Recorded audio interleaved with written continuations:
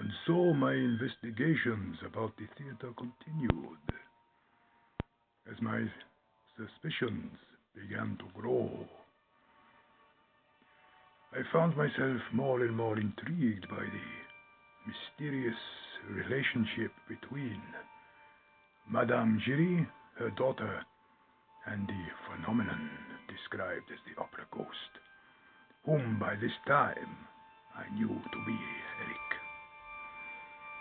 The nature of this relationship still remained a mystery, and one night, as I was leaving the theater through the stage door, I stopped. It was a wet night. I stopped to light a cheroot, and by sheer happenstance, I heard the door open behind me.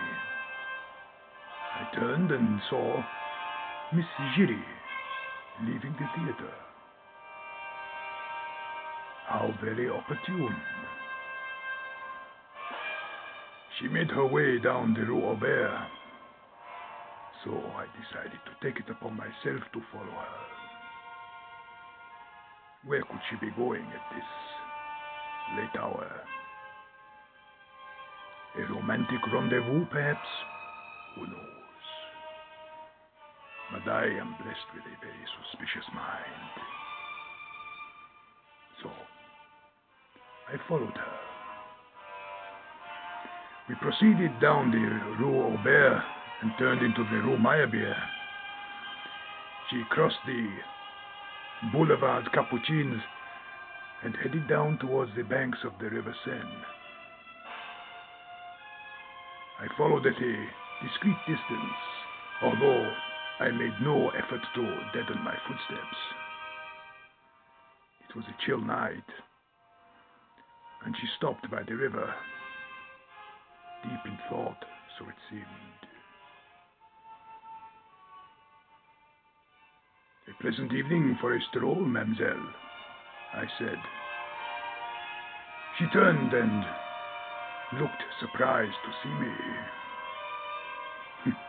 I know what they say about me around the theater, that I have the power of the evil eye.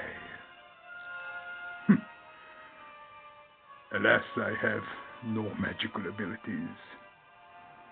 If I did, I would certainly live in a far nicer apartment than the one I currently do. We struck up a conversation there by the river. She told me she often came there to escape the life at the theater. She said she found the river calming. I have to say I find her quite a charming girl, and I offered to pay for her supper. I thought perhaps if I could strike up a conversation in a social atmosphere, she may be more forthcoming with information for my investigation.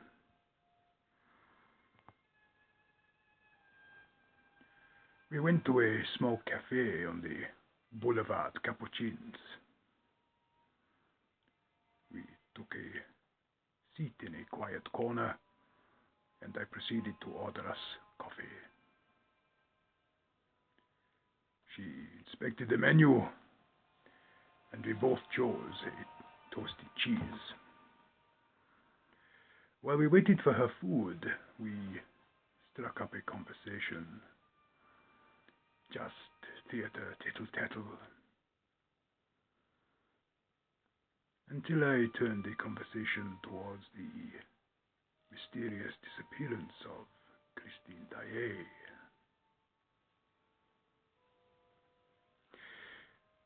I knew that Christine Daae and Miss Giry were good friends.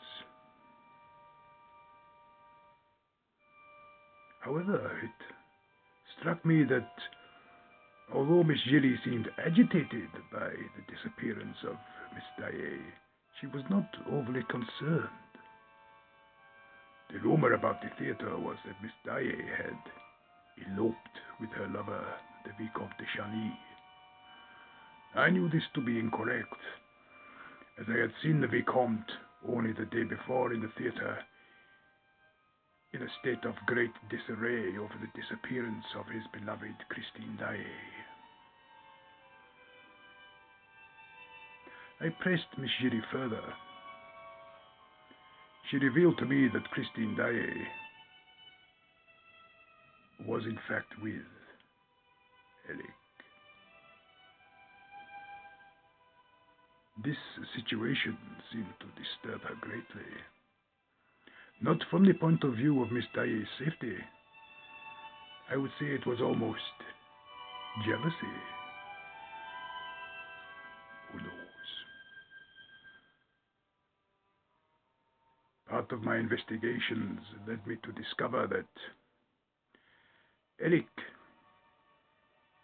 had a certain care for the Giry family. He had taken care of Meg and overseen her career since she was a small girl. It seemed to me that Miss Giry had formed an attachment to the monster. An almost romantic attachment, unrequited, it seemed. Eric was far too besotted with Christine Daae to see what lay before his very eyes. As the conversation continued, Miss Giry imparted to me a great deal of information. In return for her trust, I gave her my notebook and told her that I would not reveal her relationship to the ghost. She seemed grateful enough for that information. A likable girl. After we had finished eating, we went our separate ways, but I already decided that the very first thing the next morning, I would make my way to the theater. And despite Eric's warnings, I would make my way down into the cellars and see if I could rescue Miss Daae from his clutches.